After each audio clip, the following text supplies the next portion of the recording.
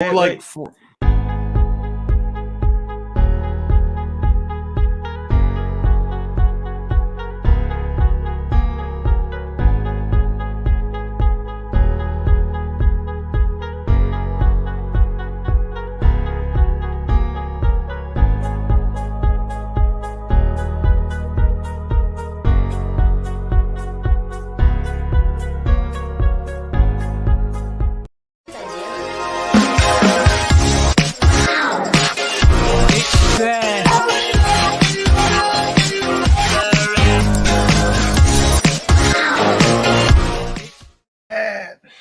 What's up? I realized that I forgot to see the link, so I'm sending them now. Still waiting. Yep, I was. While Judah says that link out, we'll have G Money en route shortly. What's up, everybody? If everybody's in the comments, who do we have in here? Danny M. So happy to have you here. What's up, Danny? Last time, and we were like you were the one person. We were like, "What's going on? Why is Danny?" Danny, you're not allowed to miss our streams anymore. You can't miss them. Yeah. You got to be there. It was the lack of Danny that made us go, does anybody like us? Yeah. Where is G? I think G's here. I think I heard a little G sound. Oh, yeah. Sweet. What's up? Are you going to start a show called The G Spot? G Spot rocks the G Spot. That will be the intro. Yeah. What's up? I was thinking about the Pride or Die the other day, and I was like really mad there was no clever way to make it the gay agenda. I think that would have been pretty cool. Yeah. The G. And, maybe we'll just have a gay agenda for every episode. Yeah. Welcome to Pride or Die, where we enforce the gay agenda. Today it'll be on notebook paper in like gel pens with little stickers. Hell yeah. So you're in. That's good. I'm sorry you couldn't figure out that string of numbers. I guess we expected you to memorize the link.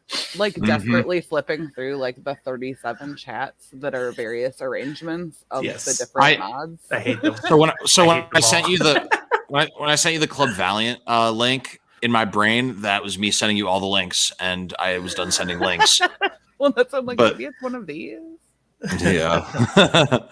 Well, fuck. Here we go. Look at this. Look at this shit right here. The Doll's House. Woo. Yeah.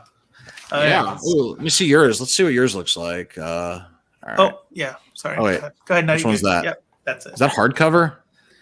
This is the really fancy My Roommates edition. Ooh. Nice. I like it. And then I got this bad boy right here. It's a floppy trade. Oh, nice. And got a little nice. Yeah, it's a nice book. Yep. And then what are you reading on Robo? Just digital? Oh yeah, that's right. You have the big sexy hardcover. We do it every week. Like, oh yeah, and then I'm gonna call this out every time. The Bible edition. That's the kind of book you want to drop on your face at night, and like that's how you die. Yeah, 100%, 100%. I love those, but they are a little unwieldy sometimes. They are. You actually have to be sitting in a chair, like sit on the couch and just enjoy. You can't lie. You can't lie down. Or, like, you can't. Yeah. Get one of those Toilet pastor stands. The what? Yeah. Stands. Podium. The Bible. Is it the same thing they in the synagogues and the giant scrolls that put them on those things? The Torah. Yeah. Yeah. I find that the bathroom is the best place to read a big hardcover because it sits in your lap nicely. You have excellent lighting, and whoa, are these pits? Holy shit, what's going on here? Yeah, you're in Nevada. That's what's going on. Jesus. That's why I always wear a sweater. What was I thinking going with gray? You know what? This is the last clean thing I own right now here in Vegas. Now you get to go get your quarters to go do laundry later. I know. Yeah. Welcome to my life. So this is by Neil Gaiman, as is all of these. The art, I think we have a different art team. We got Michael Zulli and Chris Bacalo, Mike Drinberg, and Malcolm Jones. So pretty robust art team. Oh, and Steve Parkhouse. So yeah, it's a pretty big art team, and you can see why when you read it, because there's just a lot of art. Even just for a comic book, there's a lot of just shit going on in here. Before we even get into the story, did y'all like the book? What did you think about this book? It is disturbing. Yeah. And I'll follow that up with a yes, I liked it. Yeah. I like horror, right? So like it's definitely a sort of type of horror, but in a disturbing kind of not horror kind of way. It's weird. I like it. What about you, G? Nice. I think I read 3 things this week for my FLC homework. I did Immortal Hulk, and then this, and then Bloodshot, and this was like far and away my favorite of all of it, which I expected. Yeah, of course. But yeah, like Immortal Hulk says like all over it. Oh my god, this is an amazing horror book. It's horror like you've never seen it. And like for me, I think this was way better done horror. Yeah. This was definitely good stuff. This was the one I was worried about reading before bed. Right. Oh yeah. Yeah. I will say this much though. Judah, you said that this was one of your favorite runs and better than Volume 1. I don't dislike this book. I don't have anything negative ready to say, but I liked Volume 1 more. I don't know. I had a better time reading it. I think the reason I like it more is because it's just less setup and more cutting to the meat of like the narrative. Not to say like I don't really have much to critique about any of this stuff, to be honest. But if I had to compare these two, the only reason I would say more is just because, first of all, I like I unapologetically like disturbing content. Sure. It's just the way it is. It doesn't mean that I support serial killers, but I just like it. You know, it's more entertaining read for me when it's horrible. But it's more disturbing when you add the disclaimer, by the way. Really? I like true crime. Not that I like murder. I don't like murder. I don't like murder. Not a fan of murder. But I like true crime. It's like, how do you know that you don't like murder unless you've done it? Exactly. Whoa. Whoa. Yeah. We'll just keep on going. Keep on thinking. It was really stimulating or really good. Yeah. Sorry, that was me continuing the joke. Sorry. Yes. But anyway, I think it cuts more into the story. It's just there's more going on, and it's just a little bit less lulls in the action and more like from thing to thing. So That's all. Did you read the prologue by chance? Any of you? The Neil Gaiman prologue? No. The like recap one? Yeah, not the Clive Barker intro, which I didn't read either, by the way. But the recap. The recap I really liked because it was told through like this mysterious character that we haven't met yet who wears shadowy robes and is reading this recap from a book that's chained to his wrists. Did you catch that part? Oh, I don't have that. Okay. It might just be this edition, but... Wow. Yeah, I don't have that. Because mine starts right away in the Tales in the Sand. So right before Tales in the Sand, there's this recap by Neil Gaiman in this edition, and I don't know if it's in any of the other editions, I've got it. There's no pictures. It's prose. But it's a recap of the whole kind of thing, and it's told the narrator is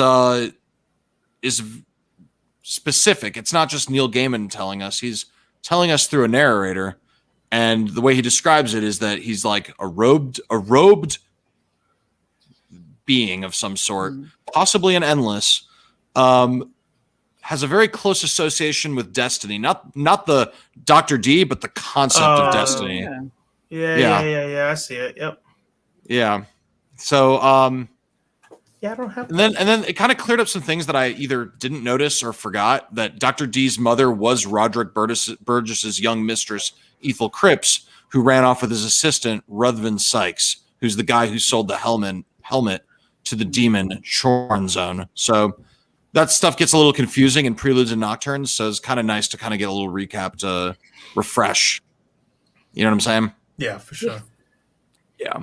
So right after that, we get right into the story.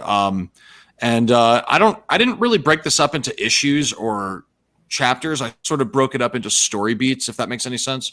But the first thing we get, yeah, it does make more sense. So we starts off, these two men are one old, one young, and they're in the desert. And the old man is building a fire. The young man goes to find this glass heart buried in the sand. And when he finds it, the old man tells him the tale of Nada. So now it's a flashback within a flashback, presumably. Yeah. So Nada is this ancient queen who fell in love with Morpheus, and he loved her back. But she realized that they couldn't be together because of the dire consequences when a mortal loves an immortal. Nada saw her city destroyed and killed herself to ensure that nothing like that would ever happen again. So Morpheus meets her at the gates of hell. She spurns him, and he sentences her to punishment in hell until he forgives her. Which, by the way, if you remember in Preludes and Nocturnes, we saw Nada. Yep. Yeah. So the one thing I thought was super kind of stood out here is then after that part, we go back to the old man and the little boy, and the old man says something like, "There's a woman's version of this story, but women's stories are never told to men." And that was very mysterious. But yeah, the whole thing, I don't know. Before we even continue, what are your takes on that story? What I thought about this whole part was I thought the main point of this was to give us an insight on who Dream was exactly. Like, it just gives you, like, I'm going to tell you about Dream. And for me personally, I took it as like a warning. Like, hey, Dream's going to do some cool stuff, but here's a part of him. And I thought this had some like super, like, this is fucked. This is a fuck story, especially when you know that in Preludes and Nocturnes, she's still in hell.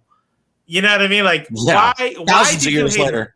Why did you hate her? You hated her because she said, "Hey, this isn't meant to be." And in the night that she did not trust herself, the son, who we later figure out what really fucking happened, destroys her people. He says, I can't be in this relationship. She actually has she didn't fuck with him. She didn't cheat on him. She didn't play with his head. She has really good reasons to not want to be in this relationship. And he puts her in fucking hell. And that's not like, oh, the old him. In the last volume, you know, he's still like, yeah, I don't forgive you. You're good here. Like, you're a piece of shit. Yeah. He's ruthless. Yeah. Gee, what did you kind of take away from that? I mean, I thought all that. Yeah. I got that. No, I liked it because it was like, it's the first time we've kind of been made aware of any like regular people being aware of Dream. Right. So like, yeah, there's, you know, like, he's part of our consciousness as well. There are people who are aware of him. Sure. I liked it because it also gave me there's a book called She Would Be King. That's the history of an African country I can't remember the name of. Told in like fables, and like this felt a lot like one of those. Oh, nice. That's cool. Yeah. I totally get seeing, like, it has a fable vibe to it. And one of the ways that I was kind of like, when I was looking at it, I was really looking for like the meaning. And with Dream, sometimes it makes sense to view him as a character, but sometimes it makes more sense to me to view him as a concept. And in this case, like what is the takeaway here? So he's not Dream here. He is Dream here, but he's also Dreams, the concept of dreams. And it's like, what is this? What are they saying? What is Neil Gaiman saying? That dreams are cruel and can lead to ruin, both if you embrace them and if you deny them. Like, is that kind of the deeper like message here, or? I think it depends on what kind of dream you're talking about. Like a dream, like I have a goal. I dream of becoming a doctor one day, or I dream of this kind of. Or do we mean like and by the way, the answer could be both of what I'm about to say. It could be both, but you have that, or it could be literal. I'm asleep and I have these dreams. Well, what about being a rock star? Like I want to be I dream of being a rock star. Mm-hmm. And if I deny that dream, if I never try, then I'll be live tortured. With regret. I'll live with regret. But Mm-hmm. if I pursue it, I might just end up some fucking dude living on the streets of Los Angeles. That's right. Who can't pay rent. So it's like Right. the dream will destroy you whether you accept it or not. Or you a know sergeant in the United States Air Force. Yeah, whichever. Yeah. Fact. Yeah, no, I think those. I don't know if there's an answer to that. I think the way you kind of put it there is pretty good. I actually didn't think about it like that. I was thinking of it more of a here's a little bit more insight to the character we're going to be talking about, but talking about chasing dreams and all that kind of stuff is pretty good. Do you get anything meta out of all this, G? No. Yeah. I didn't either until just now. I think I could be reading too much into it. Face value, like to a fault. Like if you say that, then okay, that's what you meant, right? Yeah. Well, I would be willing to bet a little bit of money that if Neil Gaiman was sitting here, given how other creators have answered the question, he'll go, if that's what you got out, if that's what you got out of it, then that's the truth. Then that's why I write it this way. And I'm like, no, tell me what you thought. Well, it's frustrating when they say that, but it's also understandable because people use their art to express things that they can't necessarily articulate as well through like common parlance. Yeah. So really cool part after this, by the way. So this part kind of ends, and then now we're in like Desire Land. You know what I mean? So we enter Desire's palace, which, by the way, is a giant human body that looks like Desire, and it's called the Threshold. So they call their twin sister Despair. So I want to take a moment to talk about this. So like this is a non-binary character, 100%. But this is also, I guess, earlier.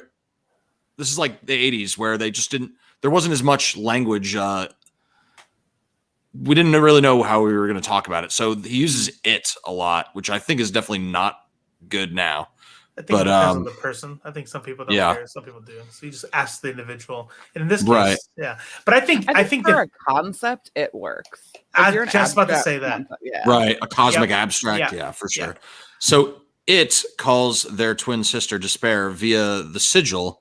And then Desire reveals their role in the Nadia situation and then tells Despair about a dream vortex, which at this point we have no idea what that is. And the two commiserate about what this could mean to their brother. So that's kind of like a little plotting scene. I think it definitely primes us to view Desire as a villainous character in this story. How cool is that Desire house, though? Yeah, you know what's funny? Yeah, I didn't know. I didn't know that.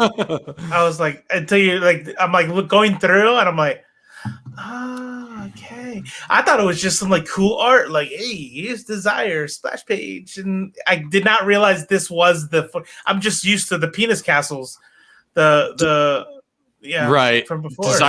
Desire's a full-bodied narcissist in every sense of the term. Like Desire, the only structure. It's funny here, you notice there's no breasts.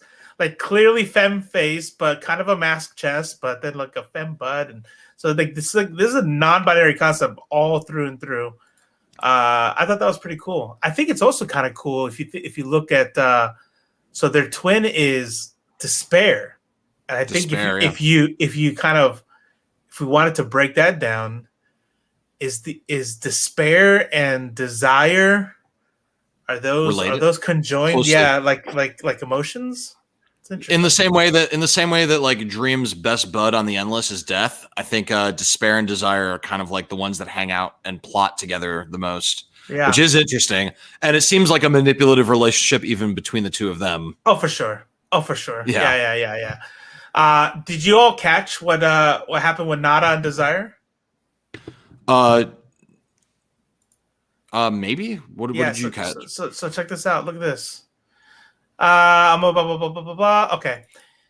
He goes, you seek to snare him in your machinations again. Desire, the Elder Three don't play our games, and then it can't work. It won't work. It can't work. It didn't work the last time. No, it didn't. Nada was a mistake. Nada was a game. Desire was fucking playing with death. Dream. So how more fucked is it that Nada is being tortured in hell because of some play shit, which is really, if you think about it, super Greek, Roman, Norse mythology. Right. Like it's always the humans getting fucked over by their little playthings. Yeah. It's also kind of human though. Because, like, I mean, think about, like, look at, like, Henry II and Eleanor of Aquitaine, who were, like, just, they would get in fights, and, like, half of England died because of it. That's a fact. And, like, they didn't give a shit. Like, that's just peasants, and that's what peasants are for. Yeah. They're just for dying. Wow. Like, you could even just immortal. You could even zoom in a little bit. You don't even have to zoom out that much. What do people say whenever two people are going through a divorce and they have kids? What do they say? The real victims. Like even in marriages, like I want to do my own thing, and the kids are just like, cool, just do whatever. I'm just here. I'm gonna get fucked either way. I have no power over it. Like fucking Flint, Michigan. Like what? Bloomberg spent like 4 times the amount of money it would cost to fix their water on advertising to get votes there. Like, I don't know. What do you think is going to get more votes? Fixing the water or a bunch of commercials? But IDK, it's not about that. No, that's accurate. That's accurate.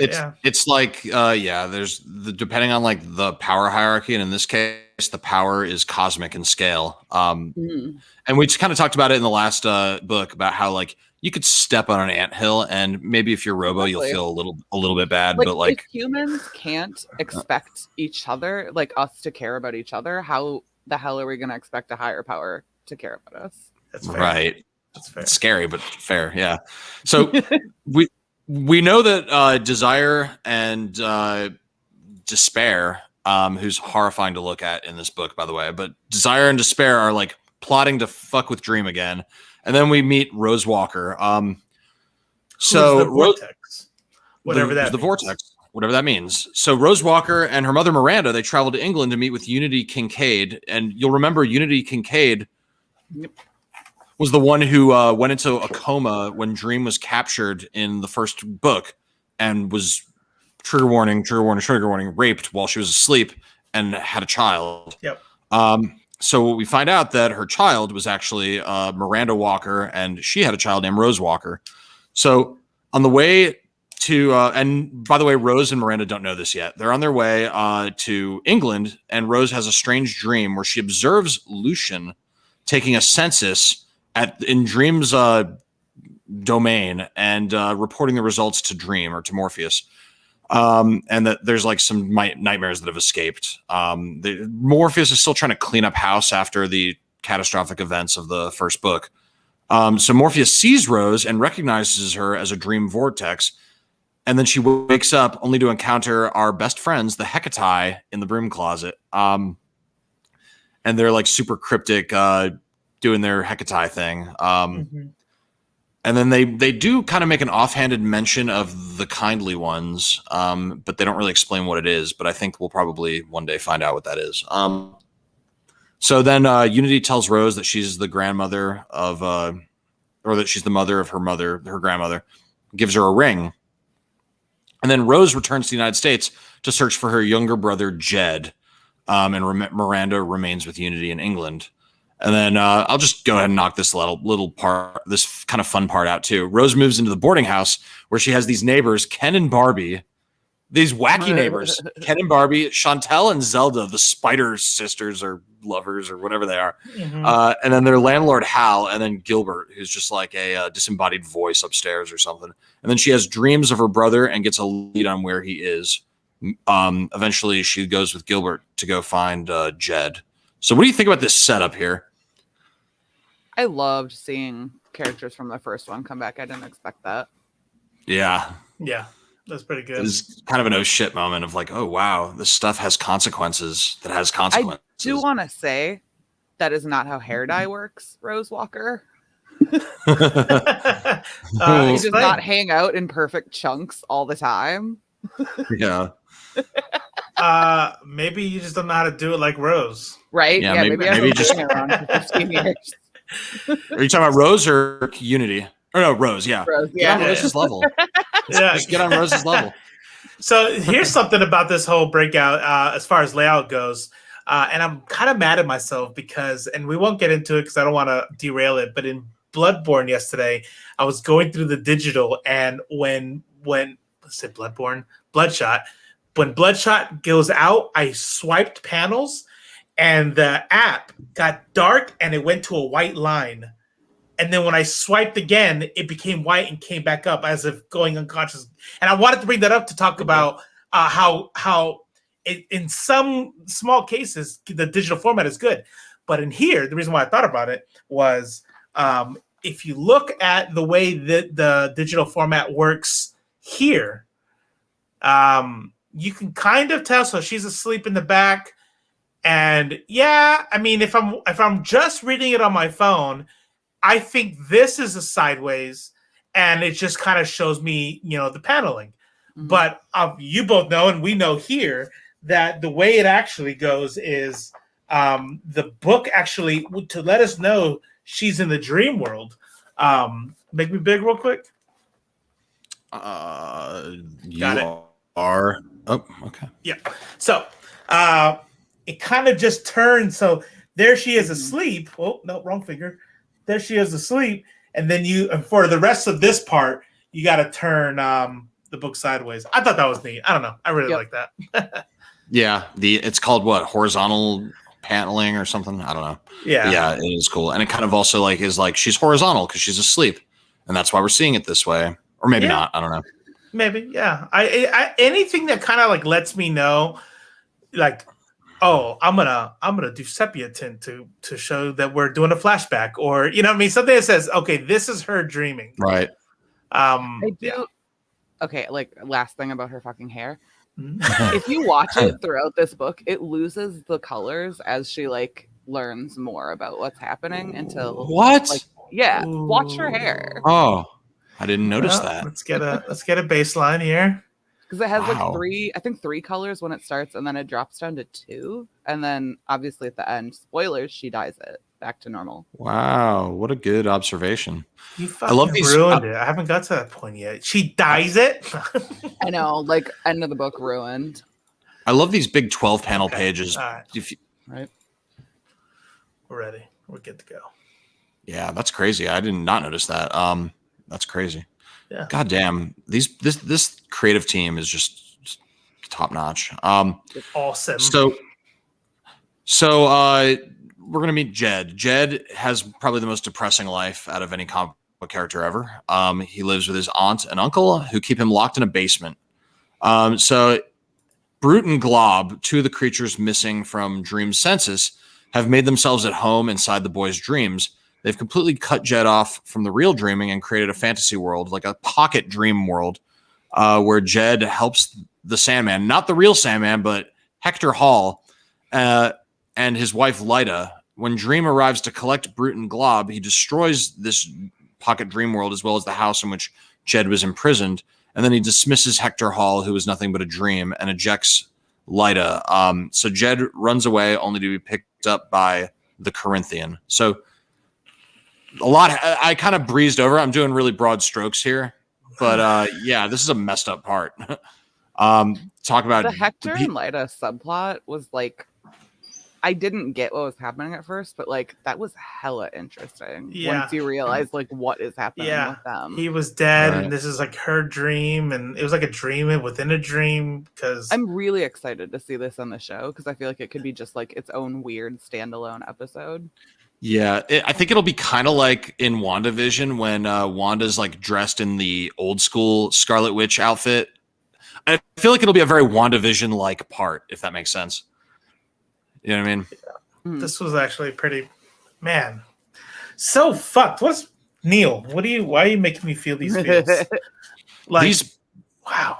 These guardians of Jed are just the slime of the earth, and people like that exist. That shit happens, Yeah. That was pretty dark.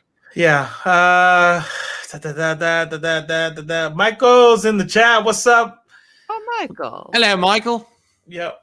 Top of the morning to you. I'm glad you like our digital guided view. Appreciate that.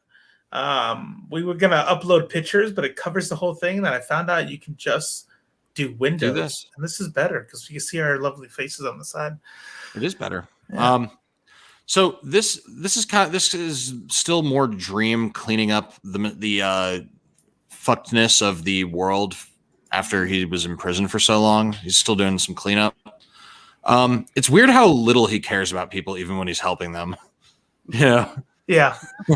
It's you know, so when you start looking into like stories of gods and stuff, none of it is ever like to do the right thing. It's just to put things back in the order that they're supposed to be.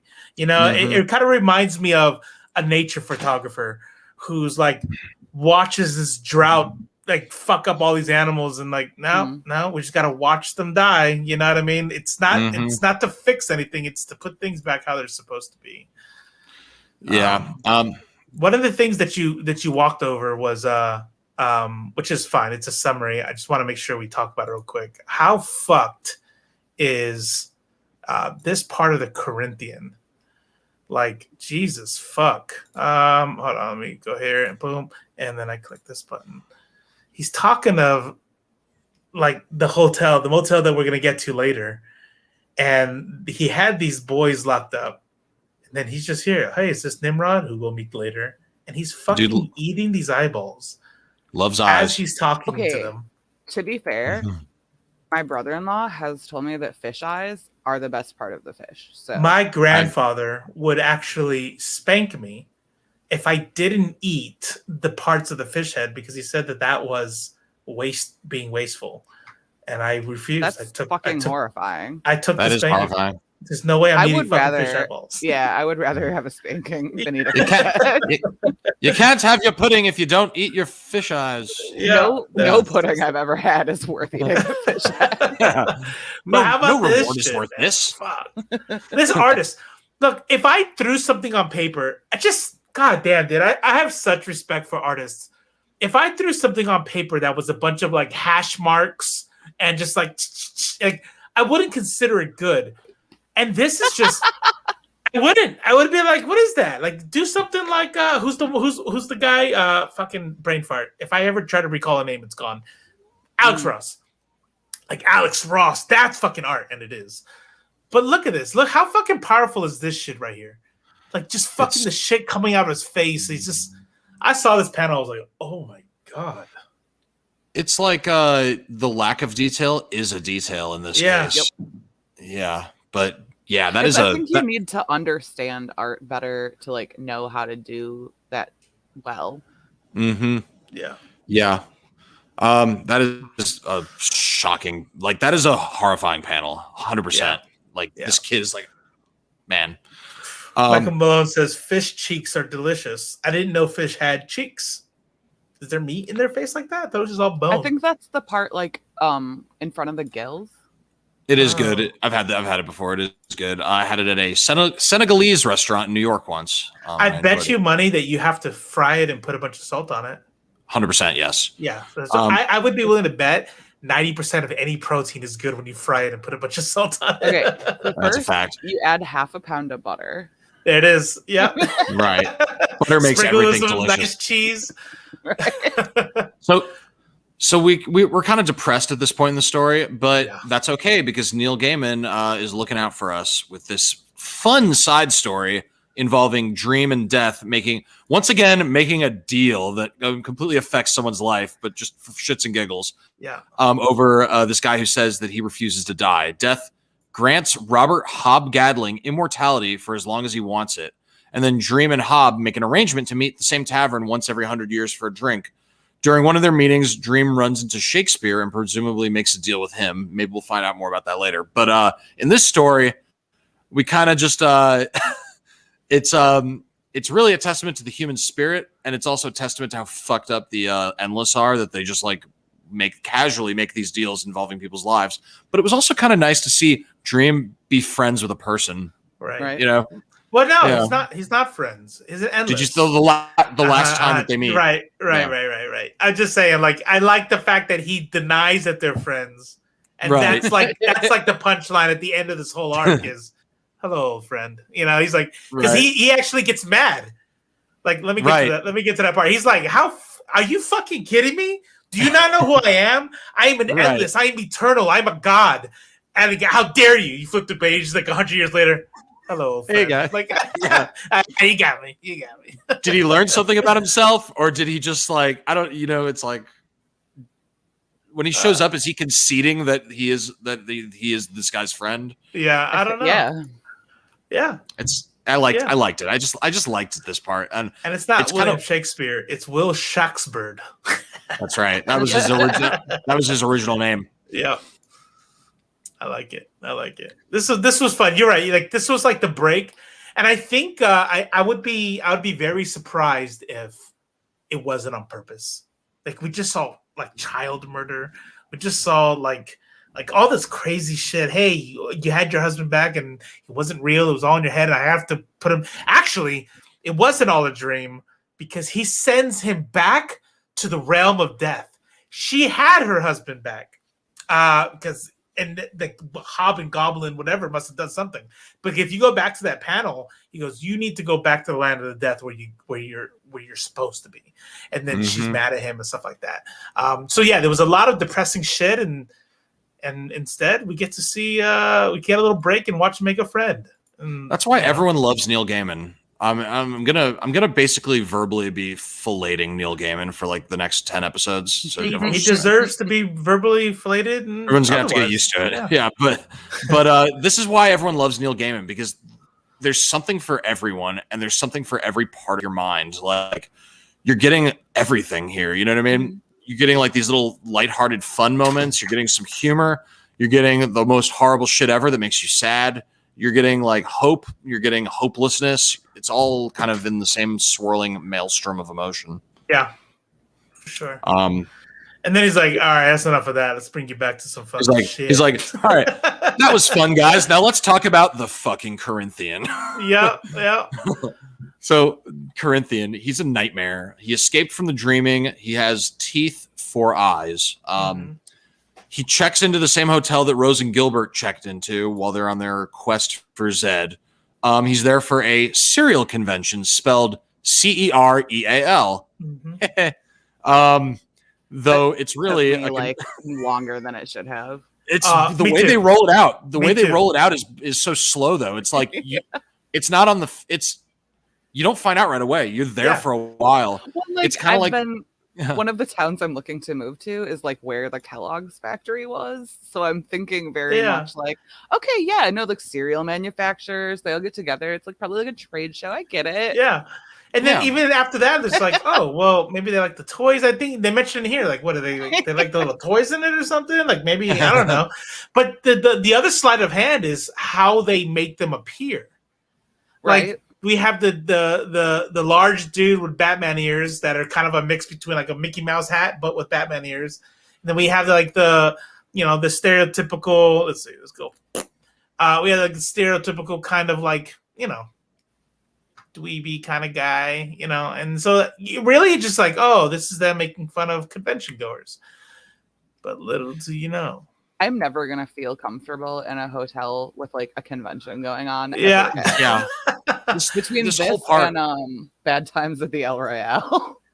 I actually started thinking about like if this were like practical, like maybe not today in like today's like technology and social media, but like in the 70s, could they have gone away with a serial killer convention? I wonder. Maybe. Probably. Right? Yeah. People probably would have been more comfortable with that than they would have been with like a D&D convention. Probably. Well, I mean, rightfully so though. Like one is demonic. One is, death. Death is just part of human life. What are you getting so wrapped up about? And nobody questions cereal, like that's the one thing that nobody ever questions is cereal. Yeah. You know what I'm saying? Yeah, right. For sure. It goes unquestioned. And people really need to take a closer look at it. That's an American food. Oh, what is it? Cereal. Breakfast cereal is uniquely American. Yeah. Okay, I'll give you that. I'm at 2 right now. Well, maybe barbecue, Texas barbecue, but definitely fast food, and we'll throw in breakfast cereals for sure. Cereal. Yeah, You're absolutely. welcome. world. And maybe zebra cakes too. I don't know. Even though the rest of the world is like does not like it. You have to say thank you for McDonald's and Taco Bell, but the rest of the world is like, what the fuck is wrong with your cereal? It's literally just candy. Exactly. Yeah. Wait, what's the problem? Again, you're welcome. You're welcome. So I love these wolves in the background. Yes, this is just beautiful. it is beautiful. Wow, these layouts are really off the chain. I wish Chris Runt was here. He loves a good layout. Yeah. They did it really well. Yeah. So the Corinthian's the special guest at this convention. So he's been like around for a couple years now. And the serial killer community has really taken a shining to him. So they're in the elevator. Gilbert recognizes the Corinthian and he seems terrified. And we were wondering, like, why does Gilbert have all this special knowledge? We'll find out. But he leaves Rose with a note saying that she should say the name written on the paper if she should find herself in trouble. And then he leaves. Guess what the name is? Morpheus. Rumpelstiltskin. Oh, Mixixel. I don't know. So how crazy would that be? Yeah, he's scared as shit right here. So yeah.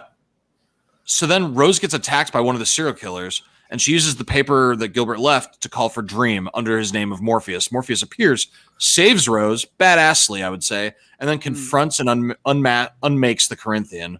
And then he punishes the convention attendees by taking away their dreams of greatness, forcing them. This is an interesting part, by the way. So his punishment for these people isn't to kill them or even to torture them. Right. It's just to take away their psychopathicness, forcing them to confront what pieces of shit they are, which is like, goddamn, you know. I would love to bust into the like Republican National Convention and do this. Yeah. Right. And then all of a sudden they have to be like, what have I done with my life? You know? Yeah. Then, you said something pretty. I'll let you finish in a second, but you said something pretty interesting right there, where it was like, he didn't kill them. He didn't give what like our version of justice would be for somebody like this, and I'll say it afterwards. But what he did to the dude before, you said he saves her. His punishment, like not his punishment, but how he incapacitates him. I was like, that's interesting because his ways are not like ours, right? Going like borrowing from Judeo-Christian type shit. Right. They're not like ours. One thing I kind of breezed over is the scene where they all, like the Corinthian and the other serial killers, killed this one dude who was like a reporter that was like pretending to be a serial killer. And that was pretty just chilling. It's scary. It's always scary when people like gleefully murder someone, you know? Yeah. He's like, but you said you don't shit where you eat, except when you have to. Man. Yeah, that was crazy. But so Gilbert returns to so he finds Gilbert with Jed and they take him to the hospital. So Jed is now in good hands. And then Rose encounters Morpheus again in the dreaming. He explains to her that she's a dream vortex. Vortexes can profoundly and negatively affect the dreaming. So in order to safeguard the world, Morpheus has to kill her. But then Gilbert appears, revealing himself to be the fourth missing dream. He's Fiddler's Green, which I guess is a really nice place. Right? I want to go to there when I die. Yeah. And you know what? He comes off as a nice place. Like he's a kind of person that feels like a nice place, you know? Yeah. He's written as like, I mean, he shows up and saves her life. Like in this as like with a sword. Were you waiting for him to be bad? No, I like instantly loved him. I was 100% sure he's a good guy. Cause like it's just I don't know.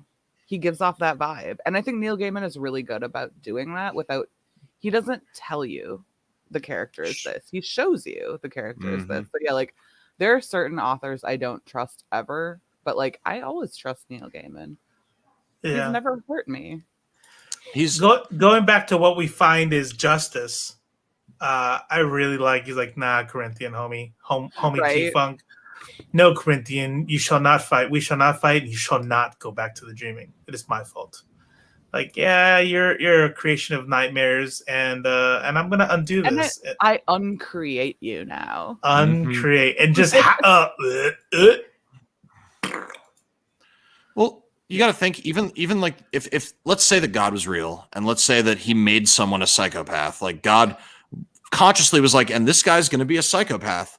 At that point, you can't really blame anyone for being what God literally created them to be, you know? Yeah, which that's why the whole concept is stupid to me, but yeah. Right. That's why it doesn't really jive. But that's like, right. But like in these rules, it would be kind of silly for Dream to then like torture the Corinthian or like punish him or send him to like some like terrible place or something. Because Well, it's like you made him to be a nightmare. I don't mean so that part I think he got what he deserved, but like so what I have up on the screen now is how he incapacitates the big guy. And these are the kids he murdered in his dream. And is he being tortured by them? Does he get chained up and the kids he murdered get to murder him forever in his nightmare? No. Like, hello, they say to the funny giant, will you be our friend? Will you play with us? We promise never to make fun of you. And then he's like, of course I'll be your friend. He tells them, I'm so sorry. He tells the children, I'm sorry I hurt you all. Do you forgive me? And it's like, like this is where he puts them. I was like, he doesn't deserve that, but then does he? Like maybe there's like what? I'm so confused. It's weird. It's weird. Yeah. But then we go with the balance, right? Like we were talking about before with the break in the story, and then now we go back to darkness. We did get this where some people might go, no, fuck that guy. What? Why would you do that? It's like, just wait, just turn the page a little bit, and then you do get your like, all right, you get some justice here. This is what I want to see happen. Mm-hmm. And it's such a creative way to inflict justice on these people. Mm-hmm. You know, you think about, it was definitely interesting. It was just something that I was like, I would never would have thought of that. So Gilbert returns to being a field within the dreaming, which I guess is fine. I would have liked to see more Gilbert just walking around like a person, but whatever. Mm-hmm. This is kind of the critical part here. Before Morpheus can proceed with killing Rose, Unity appears and takes Rose's place. She was originally fated to be the Vortex, but Morpheus was imprisoned and her power passed along to Rose. Unity appears to die in the waking world, taking the dream vortex with her, and then Morpheus is able to return Rose to the mortal world where she reunites with her brother and mother. And then this is the big mic drop. So Morpheus visits Desire in the threshold. Ooh, right? Like at this point, I was just like, oh, you motherfuckers. He's been considering the riddle of Unity Kincaid and Rose Walker and has finally come to a conclusion. He asks Desire if they fathered Unity's child when she was sleeping. Desire reveals that they did, which makes Rose Walker related to Dream, sort of. If he'd shed the blood of his family, he would have been destroyed. So Desire is actively trying to destroy Dream. Morpheus warns Desire to stay the fuck out of his affairs, or else he will declare war on them along with Destiny and Death. So, man, there's so much shit that could happen after this. But what did you? That's the story. What did you think? Book 2. Yeah, like halfway through the series. Yeah, this is a great book. That's all. That's the best, most accurate thing I can say about it. Yeah. I have a question, so I'm going to be honest with you. At this point, I didn't catch up. I got distracted with other books and things to do. So now I'm going to be this panel right here for everyone watching is going to be. I'm going to be with the audience. I'm not going to even try to catch up. This whole. You're quitting Delirium Hour? I am not. I'm saying in this episode, I have not read the rest of what we're talking about. So you two have, and I'm going to be kind of like with everyone else. What was going on with with all the as I'm kind of going through here? Let me try to find it again. With there was some like fantastical stuff happening. Like, what's all this? Let me. Those are the dreams that the people in Rose's like house is having. Uh-huh. Oh yeah. Oh yeah, that's right. He vortexes them together. Right. She's linking all their dreams together, so that's why everything's fucked up. And that if that happened on like a global scale, it would destroy society. Oh, so they're sharing their dreams because she's in that same house. The house, the parts with her roommates reminded me. I don't know if you guys ever watched it because you're like mostly straight. But Tales of the City, it gave me like that house with like the drag queen running everything, and then like all the different I could have watched I would read a whole series just about like this fucking house. Nice. Right. Yeah, Also, that'd Tales actually of be the pretty City dope. is fantastic. Give it a watch. All right, dope. Yeah. So this is Rose right here then, and he's like pulling her out of the vortex or some shit. Yes, he's kind of resolving this vortex situation. Dope. And if you go to the next page, we're seeing like all the different people in the house are like linking their dreams, sort of. They're all kind of dreaming at the same and time. like Ken and Barbie, like their marriage falls apart because of it, which I think is really interesting. Like if you could see what was going on in your partner's dreams, would you love them as much? Oh, Yeah. Whew. All right. And then this is where and then she's there and with, by the way, almost no color in her hair. Look at all that, just barely faded in there. What do you think that symbolizes, G? Like that's so interesting. I think she's shedding like kind of a shell. Yeah. I've always, Innocence. I like my hair color because one, I like vibrant color just in general, and two, like it, I know what people are looking at first. So it kind of gives me like, but like, and it's that like, you're gonna make some judgments, and I know how to handle that because I know how you're judging me. So like, I think if it's like me, it's a shell, like a cocoon. Okay. And I think that Unity kind of has that same thing of like her coma. Yeah. And then she comes back and she can fulfill her actual destiny, and her granddaughter can become an actual person now. I'm kind of quiet. I'm kind of like just taking it in because it really is. That's powerful. It really is just it's a lot. It's a lot to like. I feel like the emotional part of my brain is analyzing it, not so much the, I guess, logical part. Because there's just like, the heart reminds you of the heart from the beginning, from the first story, right? Yep. And then breaks it. It's like, what happened? You died. It's cool. I get to experience this like real time. It's dope. And this poor mom who has no idea what's happening, and just her long lost mother just dies 2 days after meeting her. Yeah. Rose has been through some shit, and I think that she'll probably continue to be going through some shit. Like she's kind of like dyes her hair back to like Unity's same shade. Yeah. So like maybe I'm gonna take over for that life she missed. Like she took the burden I had.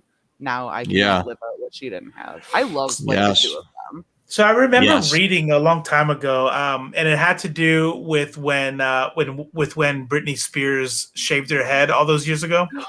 And she shaved her head. Wait, she shaved her head. She shaved her head. Someone needs to handle her finances. Did you guys hear that? Georgia has some serious thunderstorms. That's dope. Oh wow. Jesus. Anyways, and so there was this thing I was reading that talks about why a lot of people, especially women, when they're having like a mental health crisis, what is this whole thing with why do they shave their heads? And what I was reading is it's a way to like gain control when you feel like you have no other control in life. You see that a lot in sexual assault survivors where they shave their head because it's the thing that I can control. I can decide whether or not I'm going to cut it or not. So here she kind of comes back out of this whole ordeal, this otherworldly ordeal, and she's going to regain control of her life. That might be symbolized, but with her cutting her hair, dyeing her hair, and like I'm going to control what's happening right now. After being a plaything throughout this entire arc. Yep. Desire's such a smug motherfucker. I mean, if she's supposed to be a narcissist, then yeah, that works. That performance on the show better be fire. Right. Like it better be great. Yeah. This show has a lot. Is striking between the drawings of Desire and who they actually cast. Like, really? Can you bring it up? Yeah. We'll see that. So we're meeting more endless. We have Dream. We've met Desire. We've met Death. We've met Despair. So that's four, really and then we Destiny. We've sort of met Destiny in the intro, I guess, but or in the prologue, but we haven't seen Destiny yet.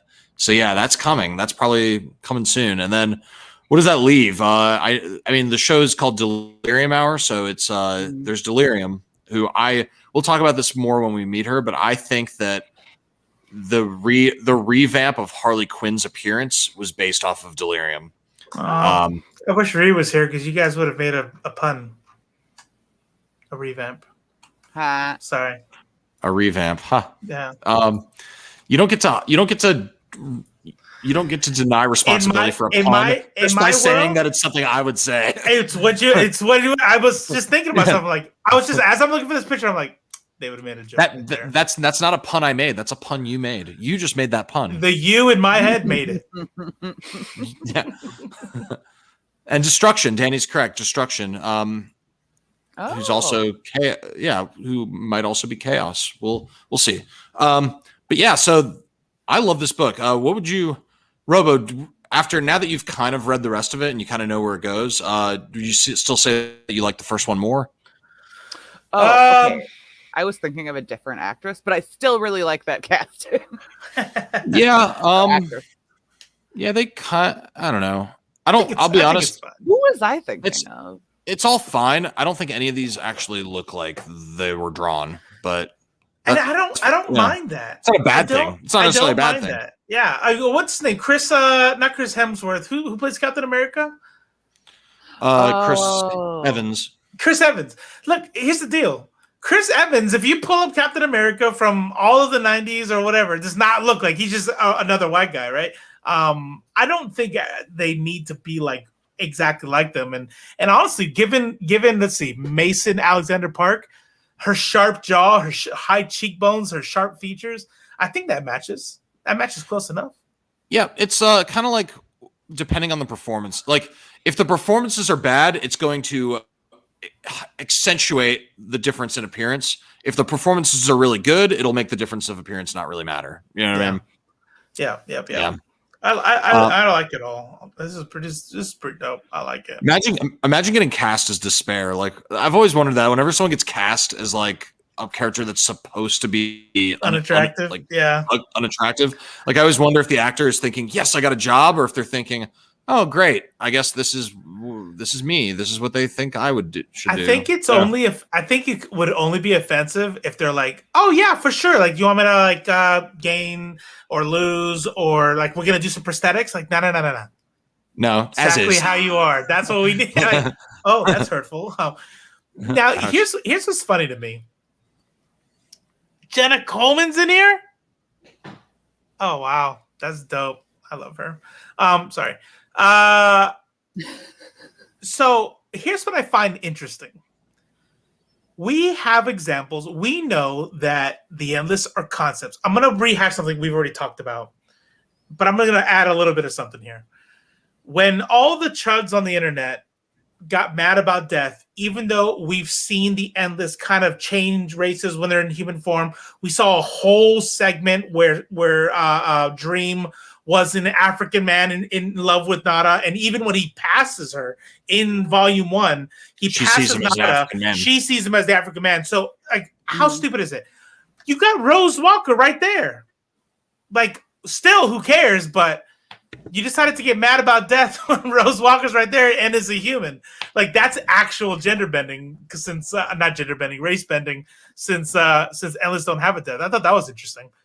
Yeah, and I'm only thinking about that just now because I'm looking at it. It's because the people that were bitching about it, they don't actually they don't fucking read comics. They don't know who the fuck Rose Walker is. They just know who Death is because they saw some chicks cosplaying as her at a con once or something like that. That is a valid point right there. The only reason they care. If you knew the comic book, you would have a better case, stupid case. Any race bending, especially when you're changing universes, going from I wouldn't give a fuck either way. But in some stupid, bigoted fucking case, you would have a better case with Rose Walker than with Death. I think it's kind of dope that Joanna are they gender bending Constantine? Is that who Joanna Constantine? No, Joanna Constantine is in this one. Oh, okay. God, I'm stupid. Okay. Do you even read comics, bro? Yeah. No, I don't. I just read Wikipedia, and that's every comic book I've ever read. That's actually how I read it. This is good. This is good. Patton Oswalt is Matthew the Raven. All right. Who's that guy playing John D? He's gonna be. He better be. He was in. He played the werewolf in Harry Potter. Yes, and he was there you go. Like season 2 of Fargo, I think.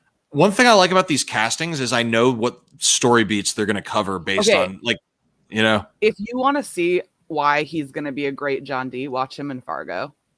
Okay, I've seen Fargo. It was just so long ago. That season with that's the one with Ewan McGregor, who is also he plays his own twin. Okay, interesting. Yeah, I'll check that out. Wow, this is a good and Lyta Hall. So we know that whole part's going to be in the show. Mm-hmm. Which one? Is going to be which one? Lyta Hall. The whole dream sequence with like the goofy kind of dream sequence for Jed. The dude isn't there. Maybe they just haven't cast him yet. Maybe this is just who they've casted so far. I don't know. God, I hope they cast like Nathan Fillion. He would be so good as that. Hector. Oh yeah. You talking about the one who was dead and was actual superhero? Yeah. Yeah, that'd be great. Yeah, you're right. I think these characters from Danny M, I think these characters, since they're so abstract, their attitudes of characterization will drive their performance as how we perceive the adaptation, not so much look in this case. Yeah. The only thing that bothers me, and it bothered me in the comic, and it bothers me in the casting, I don't like that they made Despair fat. That's lazy. No, for sure. Yeah, for sure. Well, maybe, again, well, how Despair looks to us might not be how Despair looks to other people who have different forms of despair. Kind of like how Dream is black when he's talking to black people, and how Desire could be either male or female or neither or both. It could be anything. It's just every time we see it, it's a fat person. That's right. That's right. It was drawn this way. It was casted this way. No, I think 100%. You're right, like, and I thought about that. Desire is super slim and Despair is super fat. Like, okay, cool, got it. Yeah, right. I mean, even in the comic, let's see what they do with Despair, in the actual film, because being fat, okay, you already strike one. Make her disfigured. We're gonna get a strike too, right? Because there are some people who are just fucking disfigured. Like either you're born that way, you got into an accident. Why is your disfigurement always presented as a thing? Yeah. The question is, what's a non-problematic way to display despair? Because everyone is something. You know what I mean? Like you can't find it. Could be slovenly. Like your hair is not brushed. You've got food on your shirt, your nails are long and dirty. Like there's ways to show despair that aren't fat. Right. Okay. Yeah. Maybe and like in the comic, unwashed face, Why is Robo being so still right now? He's just really thinking about it. He's so consumed with this page. He's just staring at it. There's just a lot to think about, Yeah. Neil Gaiman. Oh, wait. He does this too. Oh wait, he had a brownout. He says he had a brownout. Okay. Is that when you poop your pants? I think. I'm pretty sure that's what that is. Yeah. Okay. Cool. I think all the previous times he said that's what it was. So. Okay, good to know. Oh, now it's just us. So yeah, what do you want to see from the next volume? Have you cracked it open yet? I haven't. It's I like Dream Country. So they're fresh in my memory. Like after this one, I'm not sure what to expect because this was. I mean, Dream was barely in this one. It felt like.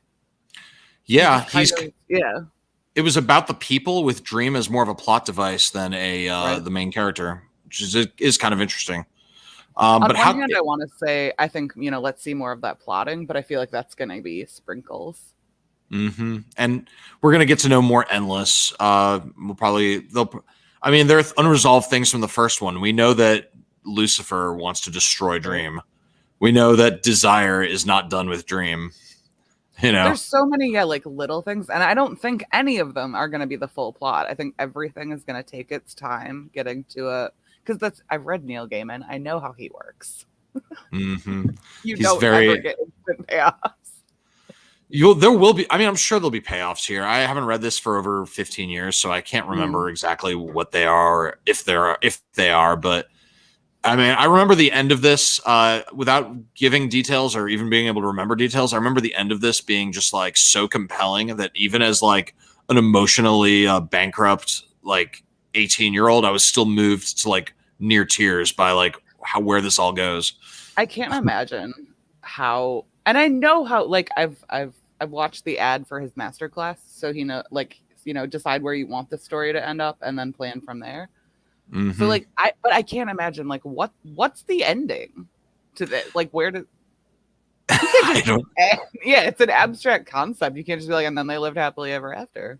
I'm not being coy. I really don't remember. So that's, by the way, that's the one masterclass I think I would watch.